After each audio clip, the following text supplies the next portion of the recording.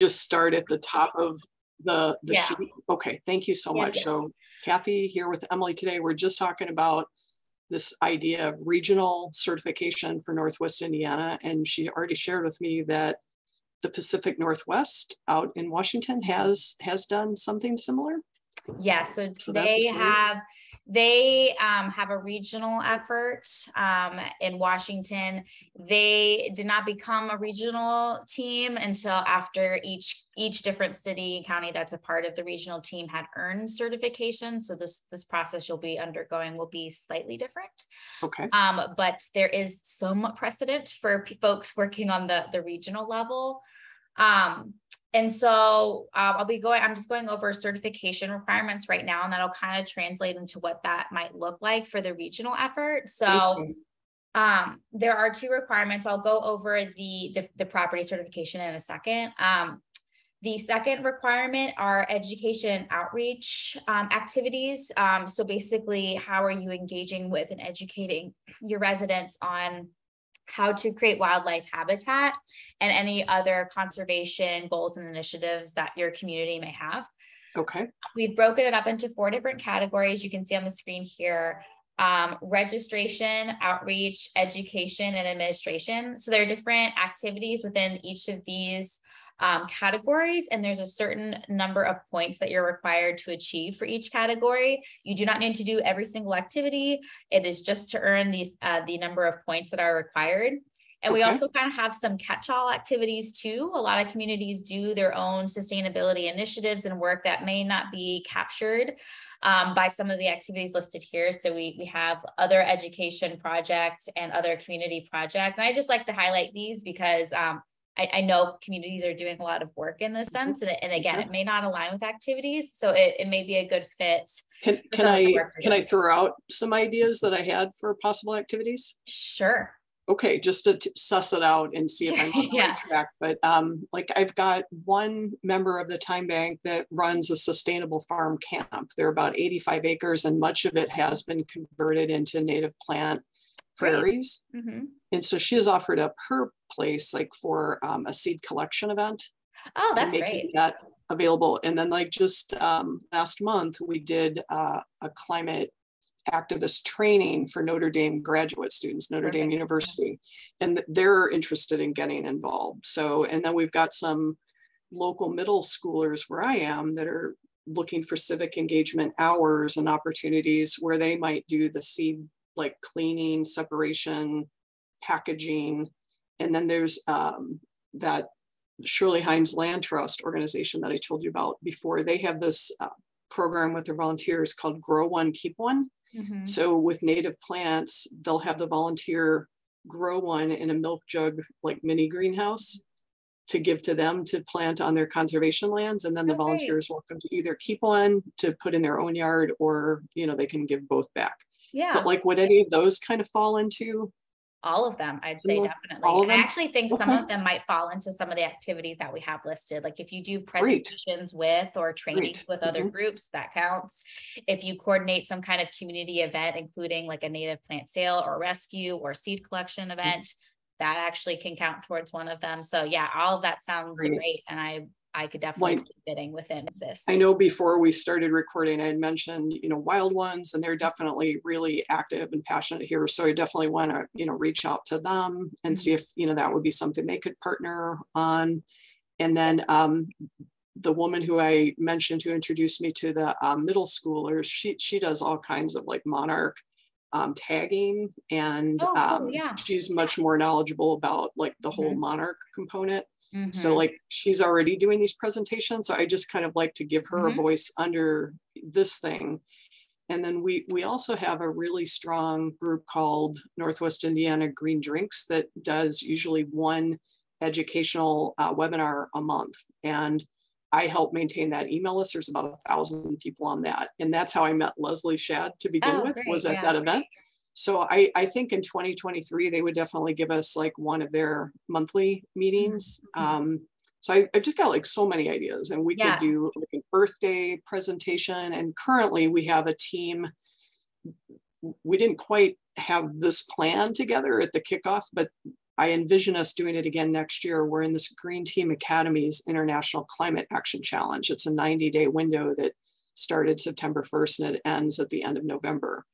So, you know, obviously you probably can't get certified in that window, but if we can think of some mini goals that we could complete in that time. Okay, I'll stop again and kick it back to you. You know, I think that sounds great, having the mini milestones, and this all sounds great. And I think one of the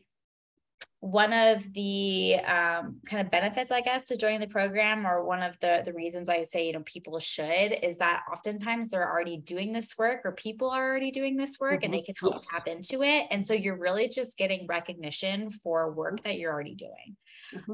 So it sounds like you guys have a lot of great activities that would fit, I think, really well. We really do. I think for me, it would just give me, you know, some glue and some social cohesion to go ahead and introduce people to one another, again, tying in the time banking for the sharing of resources. And then the thing I didn't introduce, which probably is going to get too complicated if anybody listens to this replay, but is the idea of sociocracy. I don't know if you've ever heard of this. Have you heard of Okay, also a Washington, D.C. based organization, but Governance Alive is somebody that I've been working with for the last 2+ years to learn sociocracy. A friendlier version of that, I think, is neighborocracy, which is just a little bit more understandable. It's kind of organizing at the neighborhood level to make decisions together. So I want to kind of introduce time banking, neighborocracy, and with this neighborocracy, these like neighborhood councils, you also introduce the idea of double linking. So you've got representatives that connect one to the other. And this is the way I can see kind of building a patchwork of, you know, support circles to do this certification within an individual communities, within counties, and then finally, you know, gathering up into a region. And I've actually had more counties now that want to jump on board. So when I said 3, now I've got at least 5 or 6 that want to be part of it. So I'm just trying to kind of get my head around how does that look to make the application, how to get started, and is it flexible, malleable, where we can get credit for work already done that bubbles up into the collective? Yeah, that's a great question. I think it kind of translates into the first requirement. And so I'll talk about this and I'll go back to like what the regional aspect can look like. So the other core requirement to certifying your community is earning a certain number of habitat certification points. And these are earned based off of certifying properties. And I did that one myself. So I totally know how that goes. And so you're probably in. So once you go ahead and register everything, it'll show up, it'll be counted. And so for every home, you get 1 point. For every common area, you get 3 points. And then for every school or nature center, you get 5 points. So dependent on your population, that's how many points you get. And so I think when you start playing with the regional aspect, I think that's where it might change. Like if you have a large regional area, you'll have more certification points that you need to earn. If you have a smaller area that you're just starting off with, you'll have less. If you were to expand that, we would have to then change the points that you're looking to earn. Which we have done with one other community. They were like a smaller borough, and then they wanted the whole, I think their county or their city to join. And so they ended up combining efforts, and now they're kind of just working as one.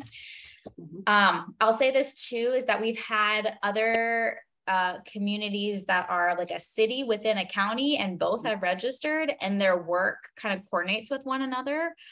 So any property that's certified in the city automatically counts for the county because it's in the county. And they've also coordinated work too, the engagement piece of it, so you can get credit there too. So it's kind of up to you, I think, on where you guys see this work, how you see it working in your community. Like if you think a regional approach immediately out the gate is a good way to go, or if starting small and localized, having different communities register and then kind of working your way up, knowing that a lot of the work you've already done will probably be counted towards kind of like that larger regional aspect. You can do that too. I think it just probably depends on what your starting base is, with like how connected you are with some of these counties, what they're already doing, how that would be coordinated. Or if you want to start smaller. I feel a pretty strong commitment to regional, since that was the scope for our climate action plan. And that was like my scope for starting the time bank as well. So it's just unnatural for me to like go smaller. You know, I just feel like our particular area, to me, it really does seem like a region. There is no central city that kind of takes precedence over all the others. It's like we're kind of collectively a bedroom community of Chicago, Mhm. you know? So it just, it's hard for me to just say, oh, only this city, only this county. Sure. But if I'm hearing you, like, okay, so, and I would guess that once I included, well, all three counties of the main region that I consider myself part of, were about 850,000. So we'd already kind of be near the top of that, Yeah. that grid. Mm-hmm. Adding on the other counties, they're actually very rural. So I doubt that they would bring us beyond, well, they probably would take us into that next one. Okay. So we'd probably be looking at that top tier, Mm-hmm. but to get an individual county, like, I don't know Stark County off the top of my head, but they were kind of a latecomer to this party. I think they probably would be closer to, you know, maybe the 225 points or 250 points, something like that. So if they got certified, but then they were part of the whole, do you know what I'm saying? Do we still have to get like every county certified to get the whole? So if they were, so we'd probably treat the regional area, like if you did one county and then the regional area, we like to treat them separate just so we know Stark County earned this certification. Okay. The points that they earned like still count towards the regional because they're part of the region. So like it would still count, but we would know like Stark County is certified and then the region is certified. Okay. So they would be like two, I'm envisioning probably two different efforts so we can recognize both of them, but Stark counties would still contribute to the regional effort when you go to pursue that. So I think I just need a little help, you know, mapping that out and then understanding like the payment commitment. And I know you have the option to waive the fee, and I don't think it's that we can't afford it. It's just like, I need to be able to explain it, you know, make a case for it, and then figure out like where, like the money that's coming in right now, part of it's from my county, part of it's from another county, you know, so and anyway, I guess we can probably stop recording if you want, because this might get kind of down in the weeds, but I just wanted to be able to share at least